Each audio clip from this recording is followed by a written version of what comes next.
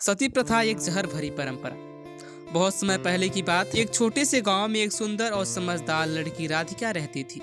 वह अपने माता पिता की इकलौती संतान थी और बहुत प्यार से पली बढ़ी थी। राधिका का विवाह एक अच्छे परिवार के लड़के मोहन से हुआ। दोनों के बीच बहुत प्रेम था।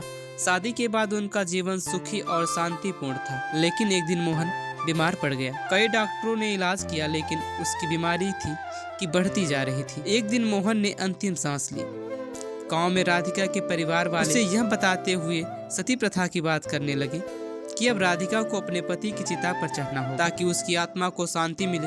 यह सुनकर राधिका स्तब्ध रह गई। गांव की बूढ़ी महिलाओं और उसके परिवार के लोग उसे समझाते रहे कि यह परंपरा है और ऐसा न करने से उसके पति की आत्मा को शांति नहीं मिलेगी। उसने अपने दिल में यह सवाल किया, क्या सच में मुझे ऐसा करना चाहिए? वह यह समझ चुकी थी कि यह एक खतरनाक और अन्यायपूर्ण परंपरा है। राधिका ने गांव के प्रमुख से बात की और उन्हें यह बताया कि सती प्रथा न सिर्फ महिलाओं के साथ अन्याय है, बल्कि यह एक अंधविश्वास भी है। राधिका के दिल में गहरे संघर्ष के बाद उसने मन ही मन यह तय किया कि वह अपनी जान नहीं देगी। प्रमुख ने उसकी बात को सुना, लेकिन उसने कोई कदम नहीं उठाया। फिर राधिका ने निर्णय लिया कि वह इस परंपरा के खिलाफ आवाज उठाएगी।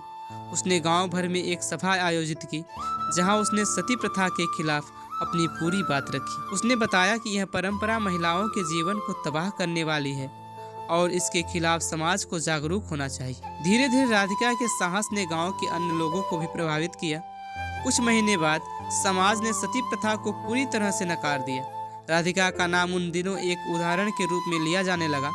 उसका साहस और न्याय के लिए खड़ा होना एक प्रेरणा बन गया। इस घटना के बाद राधिका ने अपना जीवन एक नई दिशा में ढाल लिया।